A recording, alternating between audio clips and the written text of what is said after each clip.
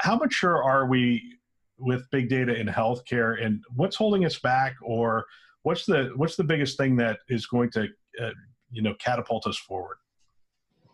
Yeah, I think probably one of the areas that's held us back is understanding the meaning of the data that you collect. And much of that has to do with the context, right? How data is input into a system and how you abbreviate things, the sequence of things, how they go in, especially in healthcare, has a lot to do with not just the area of healthcare, but even more importantly, the specialty. And in some cases, the delivery system, right? And that is information that varies so greatly that what we found is unless you have people who, in addition to your technicians, can bring the data in, unless you have those data scientists and those informaticists that really understand the workflow and the meaning and the context of data in that organization, it's very difficult to do.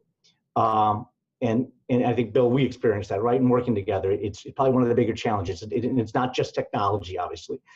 I think where that will be augmented, not replaced, is when you start seeing more and more artificial intelligence and machine learning around identifying these patterns earlier, learning from them, and then applying that to the sort of the back end curation of that.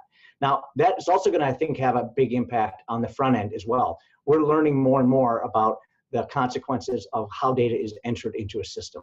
And so I think that will begin to inform the next generation of EMRs as they get developed and those workflows get built, so that we're more mindful of the back end. Because when EMRs were originally built, we weren't thinking about big data. We weren't thinking about how data curation.